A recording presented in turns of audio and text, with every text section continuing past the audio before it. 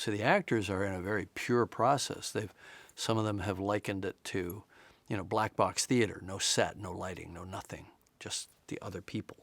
And so their emotional axis in the scene is not distracted by anything. It's just that other actor. They have that with each other. That's all they need. That's all actors need, is an emotional reality to play within.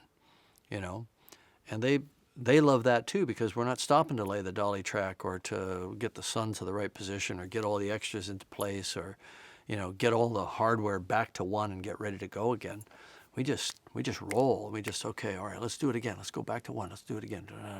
And we just get into a session. Sometimes we'll record for 10, 12 minutes straight, maybe 5, 10 takes, different ideas. Hey, why don't you do this?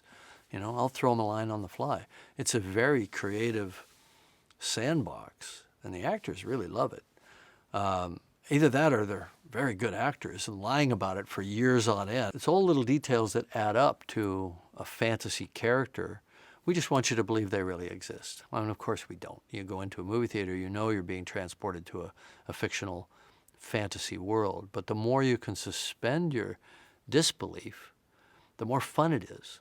I think people want to suspend their disbelief. They don't want to sit there and pick away at it. They just spent whatever it is, 16, 17, 18 bucks to go have an experience. They're leaning in, So there's a kind of almost a contract between the movie and the audience. We're all just going to join hands and skip off to Pandora together, and it's going to be fun. And it's not like we're starting from scratch. I mean, we were doing water simulations back on Titanic, but it's taking it not just to the next level, but up 5 levels.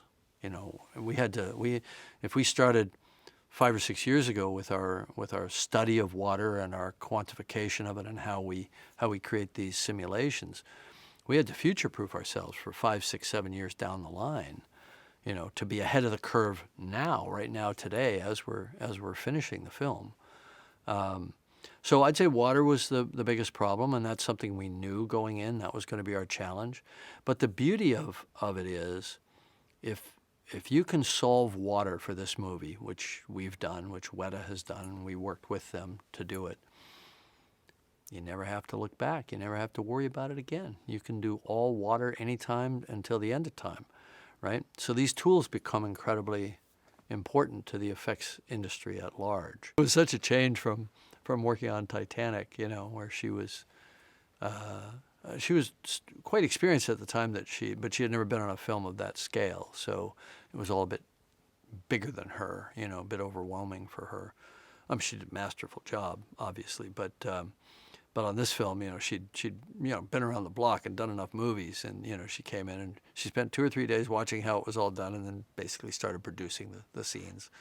But it was fun. I welcomed that, and it was we found it both to be not only a great working relationship and the creation of a very strong, memorable character, and she enjoyed all that, but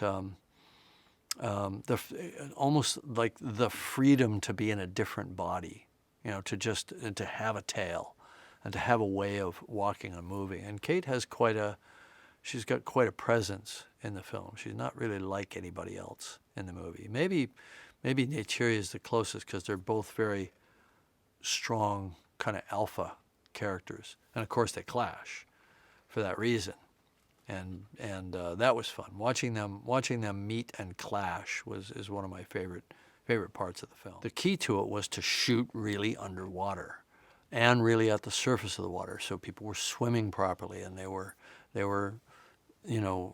taking their own weight to get out of the water properly or diving in properly, and it just looks like that. It looks real, because the motion was real, and the emotion was real, because these kids are having to learn how to be underwater. They don't know how to be underwater. They were raised in the forest, and so their fear factor probably helped. Although everybody was very, very well trained, and we used a very safe and systematic way to allow them to dive. They were all scuba trained, but we didn't use scuba. We just did that so that they got used to being underwater for long periods of time. And we went to Hawaii and we got everybody on scuba, but we were also doing free diving training at the same time. I don't think the audience gives you brownie points for making what they think of as photography look like photography. It doesn't work that way. You don't get extra. You only get dinged if you don't do it. But you don't get any bonus. It doesn't make it a better movie in their minds. What makes it a better movie is the people, the characters, the creatures, the things they're seeing, the things they're experiencing. But if they can let go of their disbelief, you know, like, did these guys go to this other planet and shoot it, you know, in that handheld documentary style? I feel like I'm really there. You know, it's all working at a subliminal level. It's taking away the disbelief. And if they believe in it and they invest in it, now it's up to the story and the characters to work on the audience's heart and